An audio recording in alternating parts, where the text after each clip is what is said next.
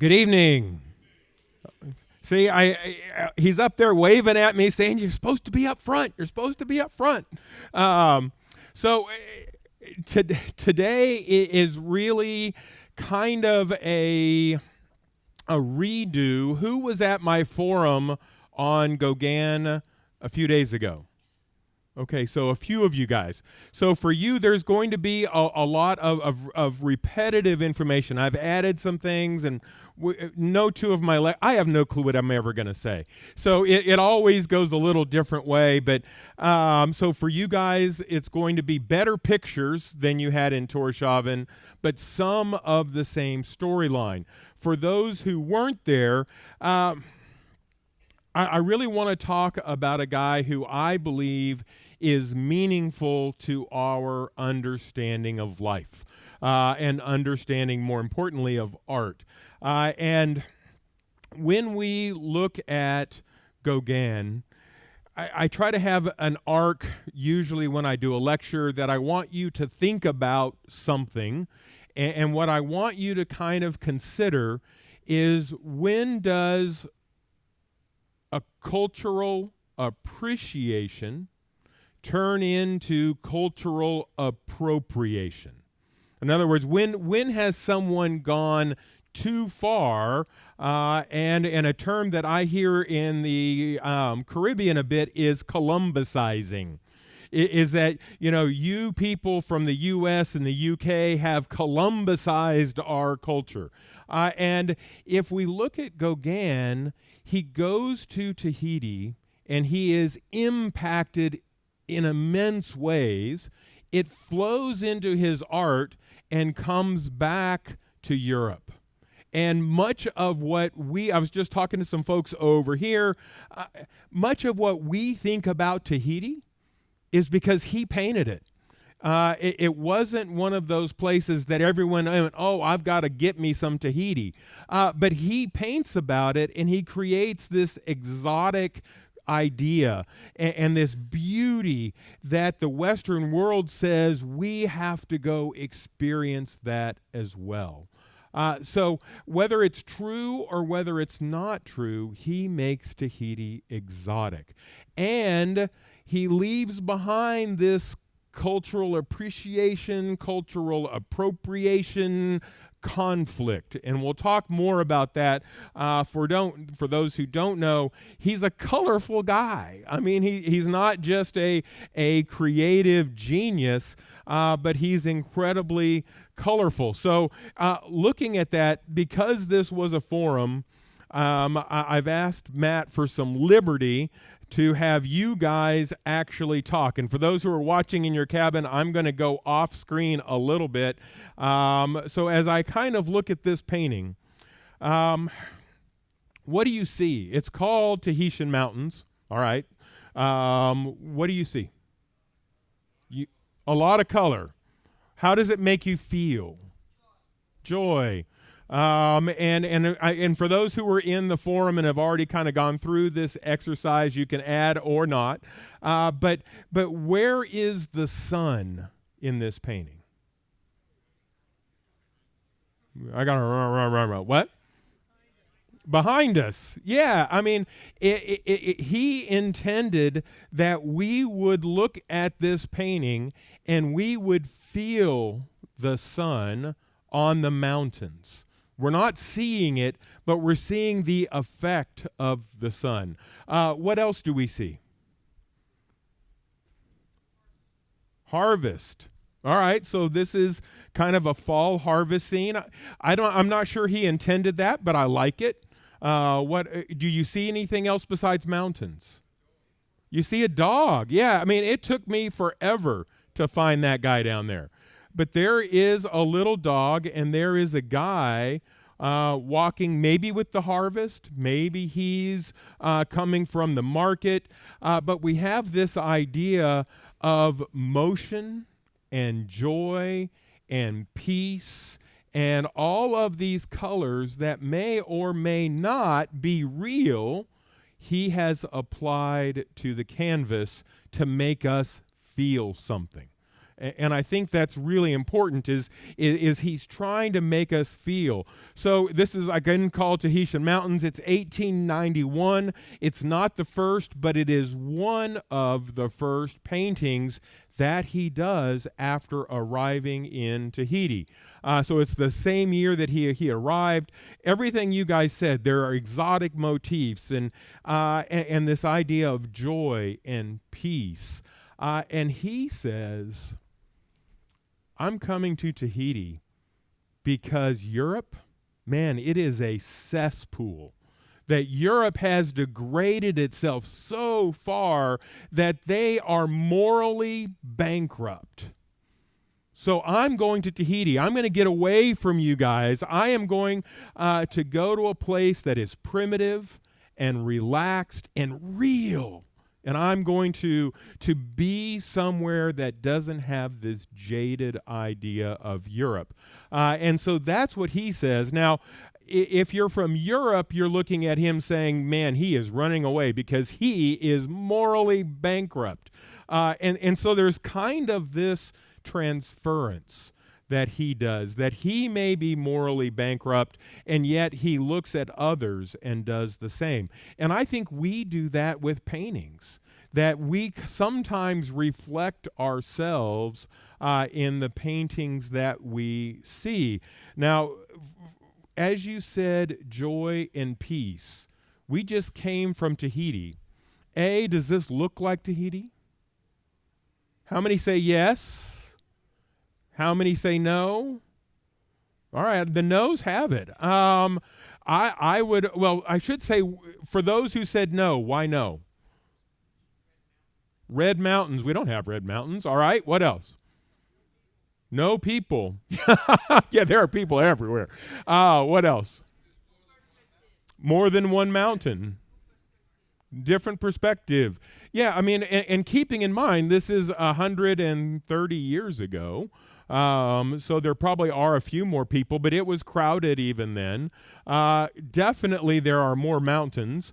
But it does, I could argue both sides, yes and no, on that. I think that this painting, in a way, gives us at least the ideal of what we saw in Tahiti. And some of that, I mean, we saw the palm trees. We did see definitely more mountains, but we saw mountains behind. He's giving us at least what Viking would say, a peek into what is happening in Tahiti. He says, I'm eager to suggest a luxurious and untamed nature. I think he does that. A tropical sun that sets aglow everything around it. The equivalent of the grandeur, depth, and mystery of Tahiti when it must be expressed in 1 square meter of canvas. So by saying I've only got 3 by 3 here, folks, I am trying to give you the best image I can.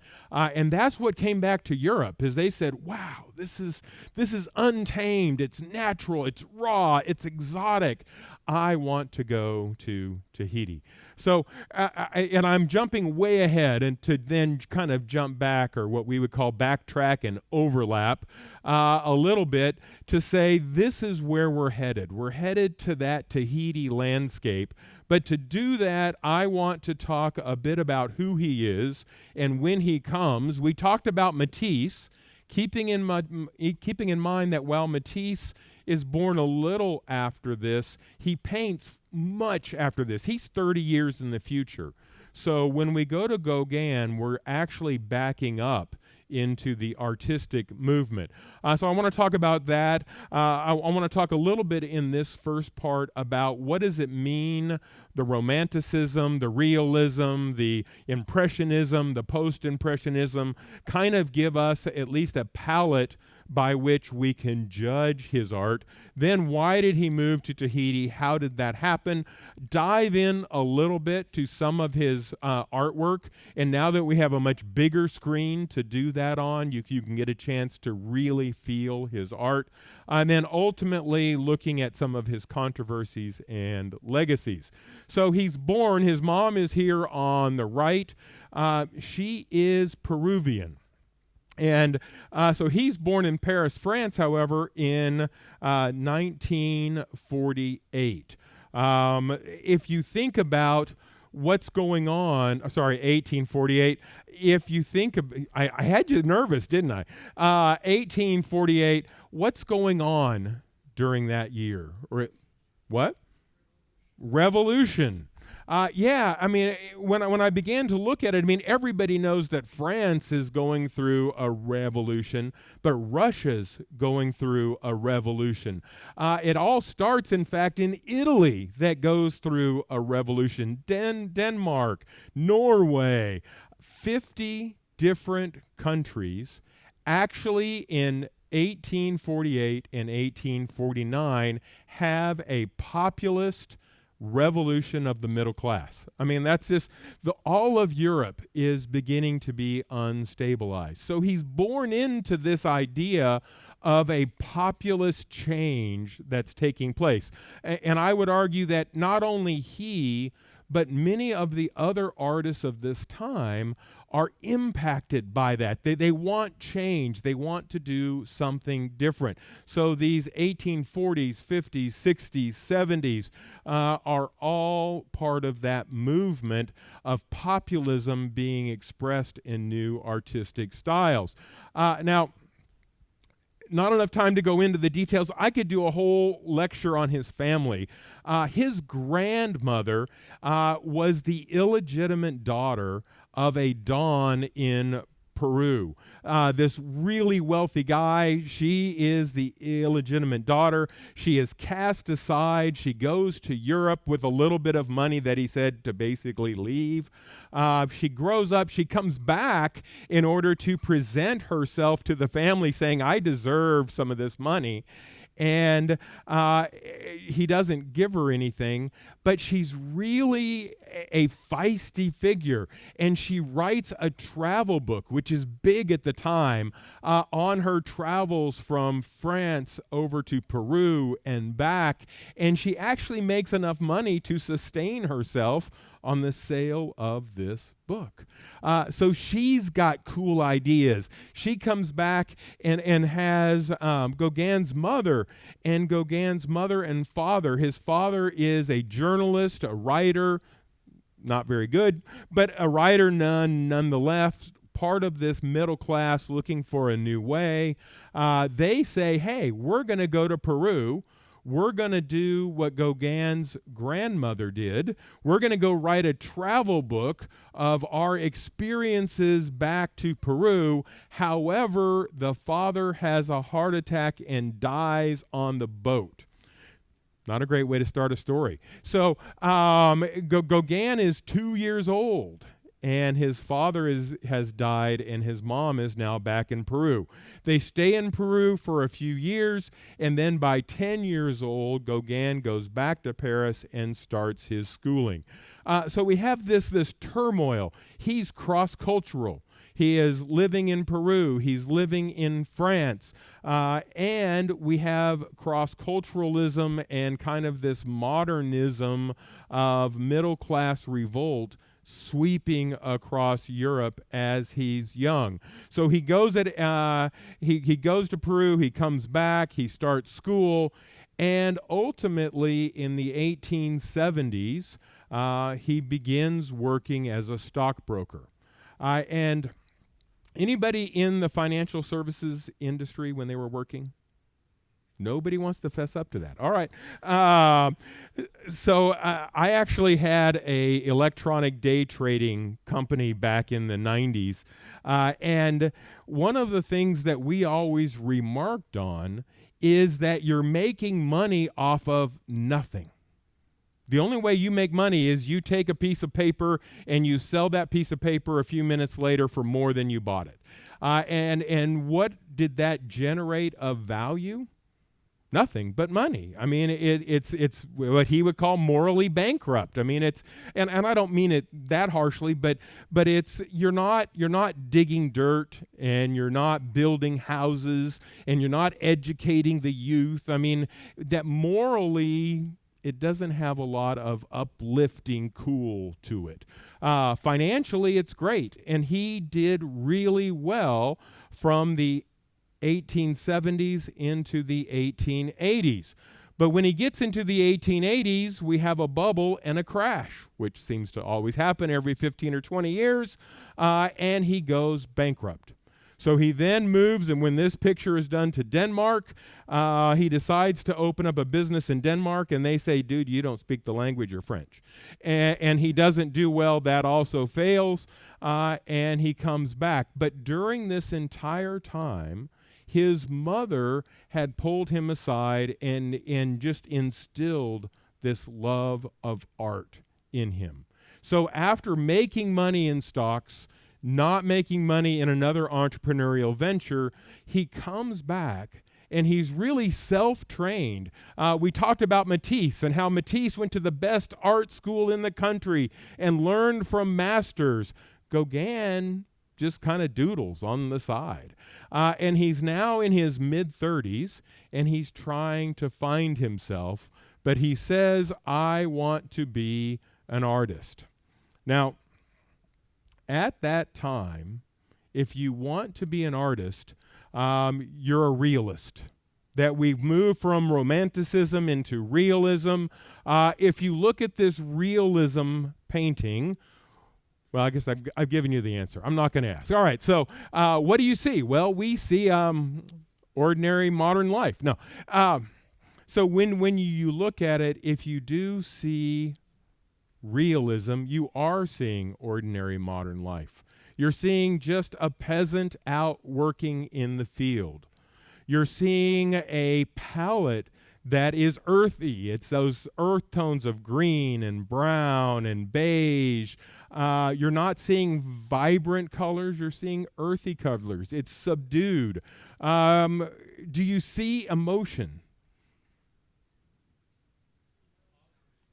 You see poverty. Yeah, and I think that's part of that middle class idea growing up at this time. It's I want to see real people. I don't want to see gods. I don't want to see mythological scenes. I don't want to see kings anymore.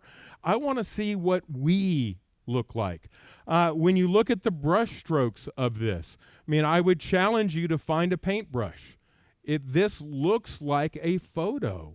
It doesn't look like a painting. And if it is a painting, it's perfect. All of the anatomy is perfect. The hair is perfect. You don't see brush strokes. You don't see outlines. And that's the kind of world that he enters into. And Matisse is even coming out of this period as well. Matisse is learning to paint like the masters. Picasso, if you see some of the early Picasso pictures, they're very much realism. They're very earthy and perfect. So before Picasso goes crazy with the sideways faces, he is doing this type of work. But there are these other guys who are starting to go, we could do this differently. We could have a little more blurry image. It's not perfect anymore. It's still realistic. We're not, she's not purple. You can tell who she is. You can tell that the grass is green and the flowers are blue and red and pink and beige. But you're starting to see a little bit of an outline around her. You can tell what her dress is, but it's a little fuzzy. It's stylized. The colors aren't those pale colors anymore. You start to see a more soft palette, something that is kind of the blues and the greens and maybe even some oranges. But there's a lot of pastels beginning to come in. You see light, and one of the biggest changes is if you go back to romanticism before realism,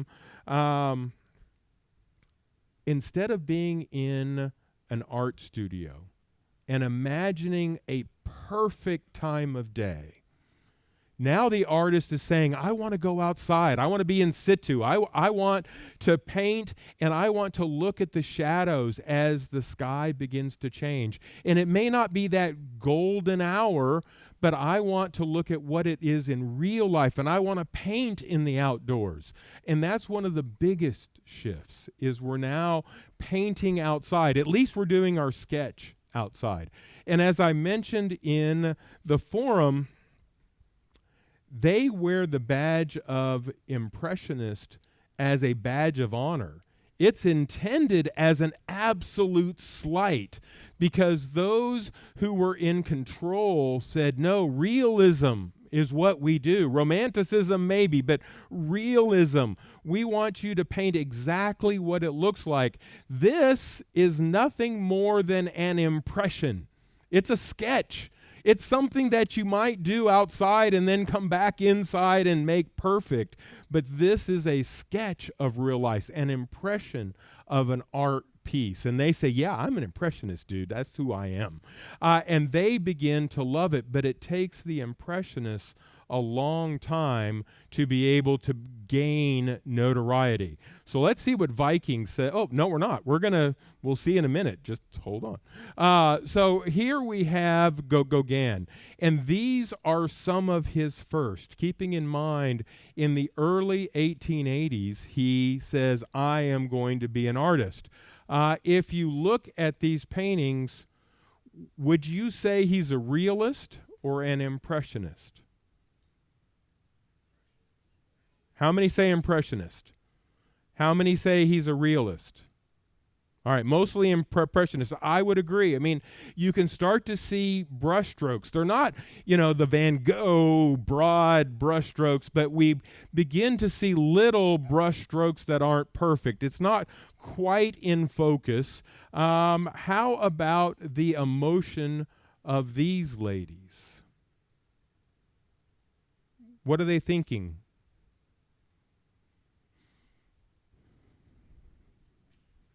What do you think? What's that? No. They're talking. Are they excited? Are they sad? Are they in love? No. I mean, this is one of the things that both get wrong. If we look at impressionists, they're not really emotional. They're giving us an everyday life scene. They're there. We might get a little bit of emotion, but they're lacking. We're not asking that question. How many have gone to Simon and Lisa's lectures on photography? Yeah, I think they're awesome when they say, when you take that picture, someone should say, I wonder what they're thinking, or I wonder what they were doing. What's the story behind that?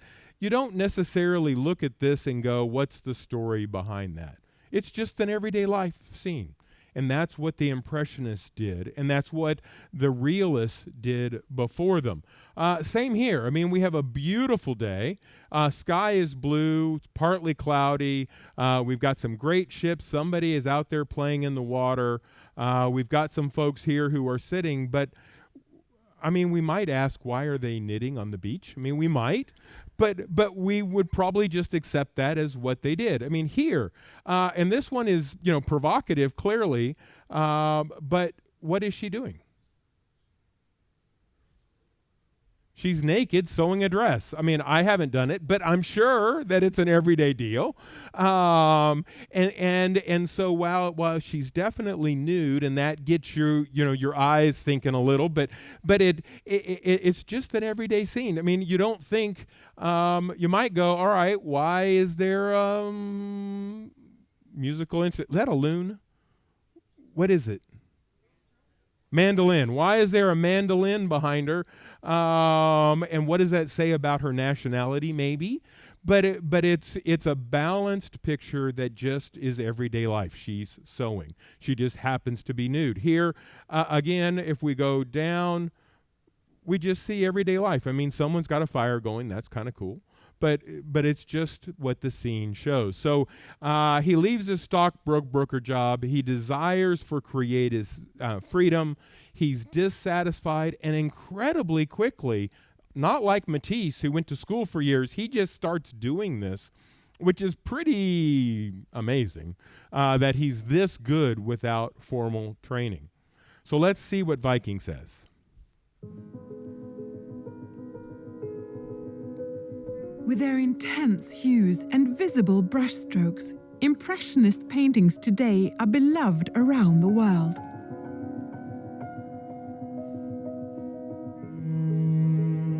But in the 1860s, when the movement began, they were ridiculed. It was a time when the Académie des Beaux-Arts was the exclusive arbiter of French painting, and the only paintings accepted were meticulously painted canvases with no visible brushstrokes, depicting historic and religious subjects or portraits. Around the same time, two young artists, Monet and Renoir, began painting real-time in the open air. Here they developed a novel style to capture the changing effects of light on the landscape. Year after year, their radical paintings were rejected by the Académie. Then, in 1874, Monet and Renoir bypassed the Académie and exhibited their work together with Pissarro, Cézanne, and Degas in an independent collective. Critics denounced them, denigrating them as the Impressionists, implying that their paintings were at best mere sketches.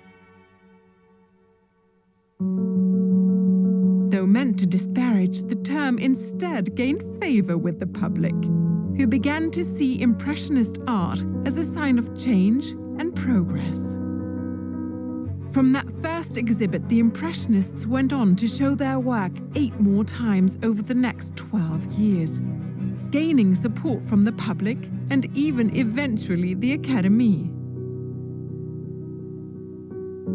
Monet's Rouen Cathedral series is considered the height of Impressionistic achievement, and his Water Lily series, painted in his Giverny garden, remains amongst the most recognizable of the genre. By the 1890s, Impressionism was a symbol of modern French life, paving the way for post-Impressionist masters Van Gogh, Matisse, and others.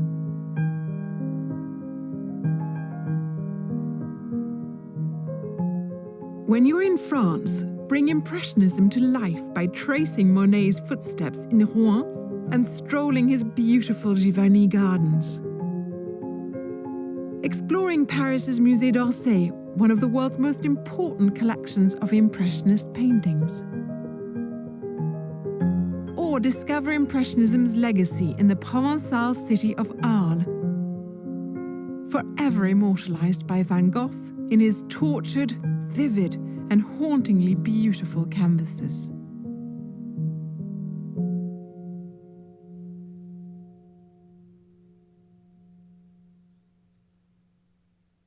Yeah, some beautiful art. I mean, it's just amazing what this period brings to us. That we move from amazing art that is so realistic through this 30 years of Impressionism into what we would consider post-Impressionism, which is this type of art. And what's amazing about Gauguin is he spans all three. That as he moves forward, he is giving us a glimpse into the changes and development in that type of art. So he has an influence on Impressionism. His early works are very impressionistic. We mentioned that. And as you see here, you see these beautiful brush strokes that are broad. And we begin to have this idea of emotion. And I would say that there are two things that distinguish Impressionism from post-Impressionism. The first is emotion. That post-Impressionism is this idea of, please give me something. Show me some emotion. Make me ask questions of what you're thinking, and then to the idea that the sky is not blue, the grass is not green, the mountains are not green, that you can use different colors to spark that emotion. We don't have to be so realistic. And so here he is, I would say, firmly in the Impressionism camp before Tahiti, that he's giving us this idea, but he does start to show us autumn, that all of a sudden we see this painting and we feel the fall. The weather hasn't necessarily changed, but it's late August, early September. He is out for an afternoon. You can just kind of feel the temperatures are dropping. There is this vibrance in the way it's put together. Pizarro is one of those masters that takes him under his wing. And it starts to show him not only Impressionism, but what this post-Impressionistic art begins to look like. And then he and Van Gogh create this rivalry friendship where they paint together and share together and push each other further into the post-Impressionistic camp.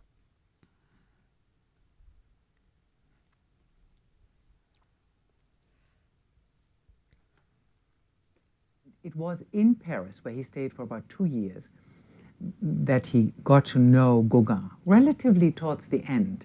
And immediately they started to exchange ideas. They liked each other's work very much. And then Van Gogh went to Arles, to the south of France, because he wanted to go to the south and experience a more exotic environment. And he worked there from March 1888, and in October 1888, Gauguin came. What happened was that Van Gogh had always seen or positioned Gauguin as the great master because he admired him so much. He thought he had so much more experience. He had been working for a longer time, had more connections and things. But during this year in Arles, Van Gogh made incredible strides. He advanced his own art in amazing ways. And so Gauguin came as, okay, I'm going to show Van Gogh, my friend, how to do this. And he arrives and he sees this incredible oeuvre that Van Gogh had prepared. And so from the beginning, there is this, maybe not a tension, but two big titans sort of meeting in a way. So there was an incredible richness of exchange, lots of discussions. Van Gogh writes that they were sometimes heated, that as if electricity was going on. So at the same time, also very inspiring for both. They experimented together, they worked together, sometimes side by side. I think it was logical that it couldn't go well, that this had to break off. Despite this breakup, they continued to be friends, colleagues, rivals, collaborators. And it is wonderful that Van Gogh, more than a year later, picks up this drawing, which Gauguin had left behind, and uses it to make his own paintings, and spectacular paintings they are, several repetitions. And he writes in a letter to Gauguin that he thought it was a testament to their time together, a synthesis of the Arlésienne. And the way how Madame Ginoux is presented here is very, very different than Gauguin's intention. For example, the fact that she's leaning on her hand like this is what Gauguin also used, but while in the expression of the drawing, she has a little bit of a calculating sort of observing look. She becomes very much more melancholic and thoughtful in Van Gogh's interpretation. Yeah, so when you start to see it, I mean, one, I just can't imagine Gauguin and Van Gogh sitting side by side painting a scene together. That'd be amazing. And even more amazing is that he's out there making sketches and he leaves them behind, and Van Gogh picks it up and creates a masterpiece. So it's one artist coming up with an idea, the other saying, I can change the expression and make this even better. And so Gauguin starts to change his work, and you begin to see especially emotion, that as you look at these ladies, I am curious what they're talking about. And I'm curious over here, as they look out, are they looking at the animals? Is there something else going on? And even in this picture on the right, he's beginning to experiment with color. That all of a sudden, greens don't have to be greens and blues don't have to be blues. That the impression of what a color might represent emotionally is coming to us, using the reds to draw our eyes. One of the things that I love here is this idea of the red, and then you have the white flowers with the green behind. So we haven't left all colors behind, but we're using them in different ways. So it's rougher brushstrokes. That Van Gogh idea of I'm just going to be angry with the canvas and I'm going to leave deeper, broader brushstrokes. We have light and we have color being manipulated and used in different ways. We have a moment in time, yes, but we can also have emotion with it. And it's natural colors versus novel colors. All of a sudden, we're moving from Impressionism into post-Impressionism. And this is one of the things that I think Gauguin is just really a master at, is transitioning different styles. But he begins to get really emotional about what's going on in Europe. And I mentioned the wife. 5 kids, by the way.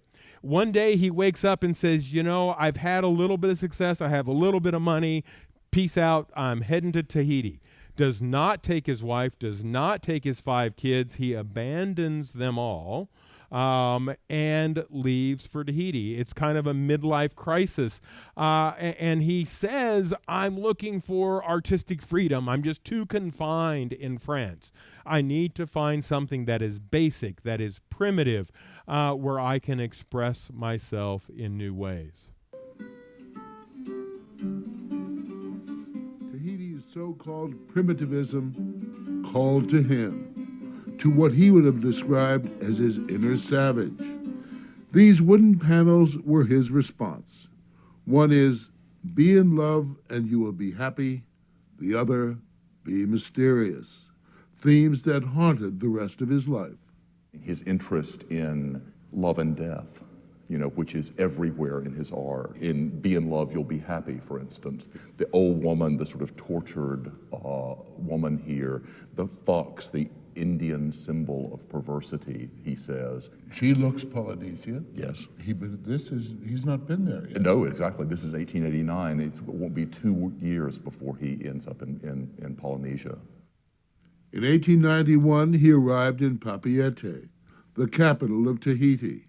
This is, as I understand it, the first painting that he did. The first major painting from Tahiti, his first real masterpiece painted there. It's called Ia Orana Maria, which means Hail Mary in the Tahitian language. He comes to Tahiti and he's got this romanticized vision of it, everything he's read. And some of which was patently untrue. Yeah.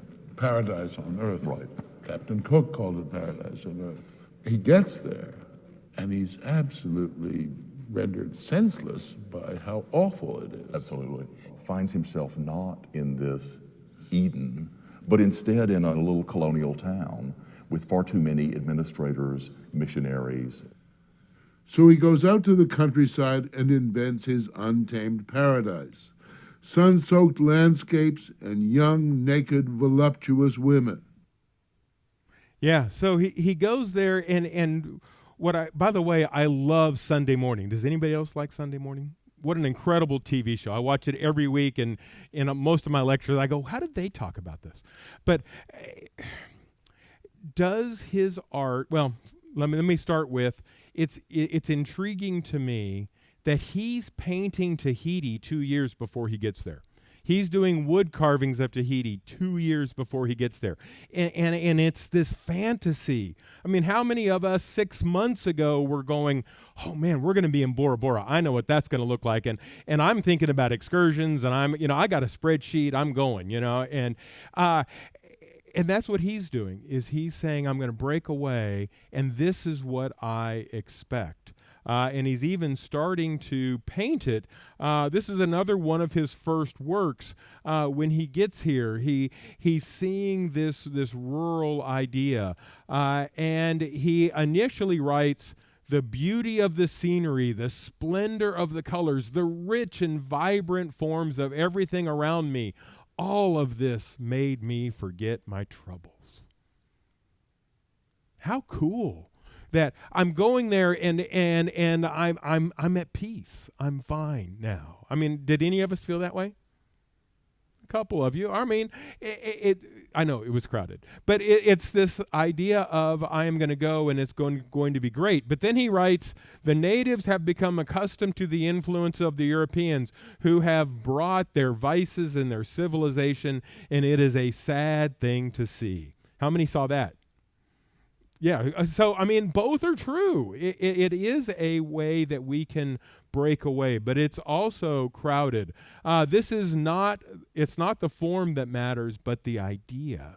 So he's kind of synthesizing, saying, all right, it is westernized, it's crowded, it's not the idyllic place that I thought, but I can deal with that because there is an underlying piece. And then ultimately he says, I am not an artist. I am a painter of the truth, which is such a lie. I mean, because he's painting his fantasy more than he's painting the truth. But he comes and he has this idea of, I am going to find the truth here. And he does it in these types of painting. The Tahitian women on the beach. One of these two ladies becomes one of his wives. And I will give you a precursor here. He has multiple 13 to 15-year-old girlfriends. He impregnates and has children with at least 3 of them.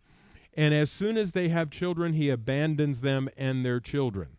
So when I say he's controversial, I'm not making this up. I mean, he has a real controversy in the way that he does his art and lives his life, which is why I say, when has he crossed over and he's no longer interacting with culture, but he's appropriating and being inappropriate with culture? And we'll talk more about that.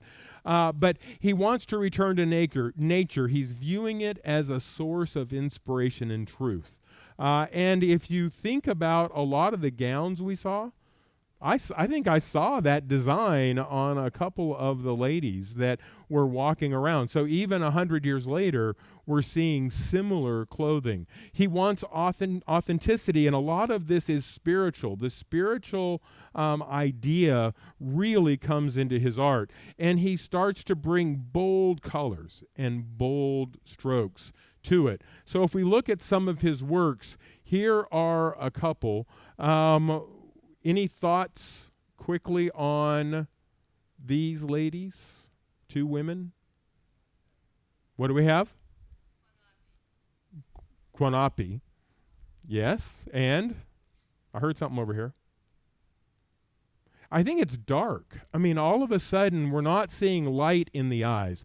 There is something kind of dark in the way these ladies are presented. Similar here, someone mentioned, and it's true, that the foreground is looking away from him. That it's this idea of the ladies, once you know that what he was doing, sometimes you look at this and go, are they not engaging with him, but trying to engage away from him? And maybe that's true, but it's definitely intriguing in the way the emotions look. He does have these bold colors. He has simplified forms. He tries to take his canvas and bring it down and down so that there's not as much going on. The backgrounds are incredibly blurry. that you get a pretty solid foreground, but in the background you just get kind of blobs of what's taking place. And he starts to use symbolism, which is something that he's very well known for. This may be his most famous painting, and it's titled, "Where Do We Come From? What Are We? And Where Are We Going?" And it moves from right to left. So on the right, we show birth, that we have birth and the pleasantries of youth. We then move into not Adam and Eve, which someone had mentioned. I thought that was really astute. But here he's trying to say, as we move from teenagehood into adulthood, we begin to work, we pick apples, we pick fruit. We have things going on that we're doing as adults. And then we move through a religious phase, and then ultimately we move to death. So it's this movement of who are we, and he has this idea of sacred and profane that he keeps bringing into his art. And by that he means there is a religious spirituality that we need to acknowledge while we're out just doing profane, normal, not profane bad, but just normal everyday life. So he tries to bring religious and everyday life together on his canvas. This was in 1897. It's in Boston, and it's looking at the existential questions of life. Here's another one that is, again, sacredness and mundane everyday life coming together. But now he's showing a really strong use of color in that this is clearly water, because you can see the ripples around her feet. But the water is either drawing major reflections, or at least it has something else going on in it with unnatural colors.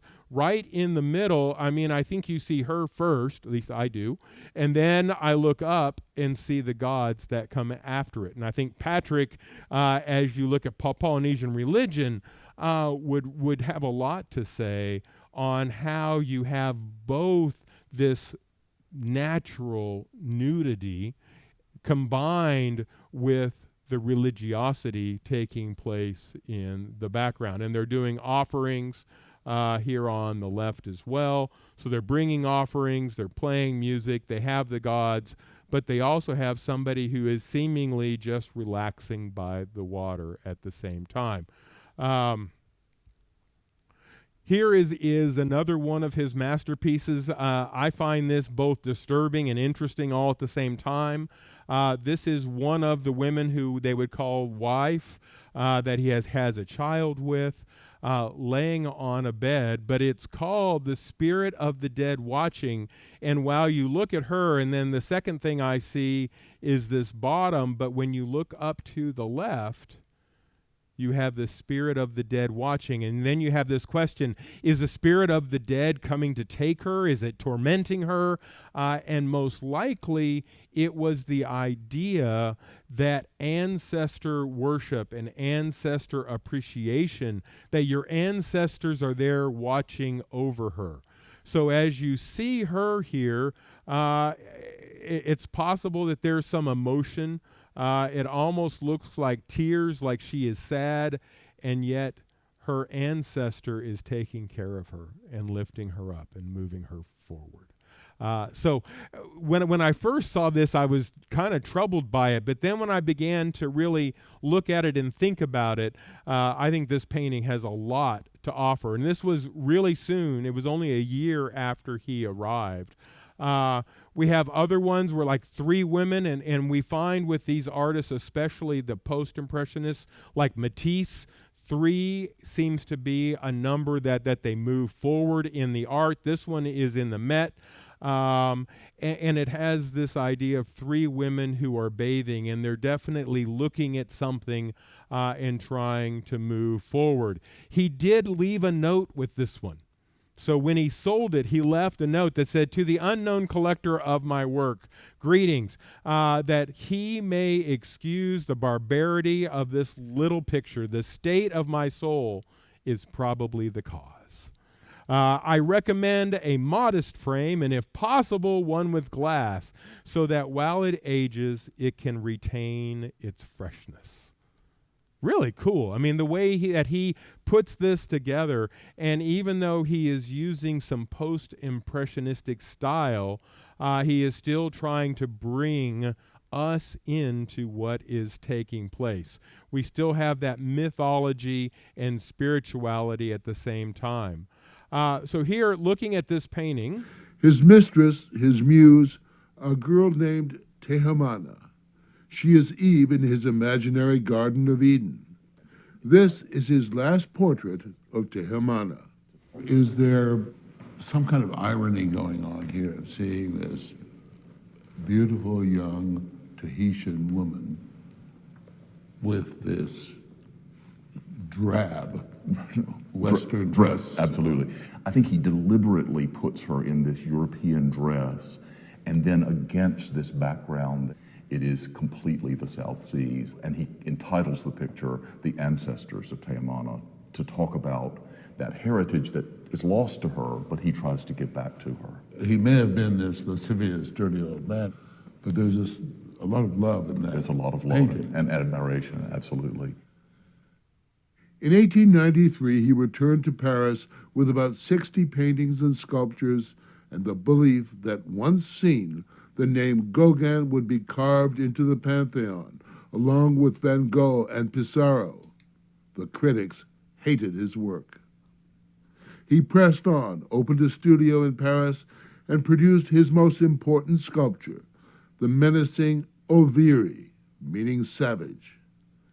And he had this manuscript, a kind of diary memoir, now on view for the first time outside of its home in the Louvre in Paris.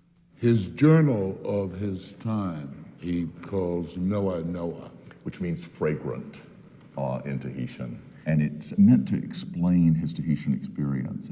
He realizes that the Parisian audience really doesn't understand what he's been up to in Tahiti and finds his work sort of impenetrable. But to what extent was he a fraud?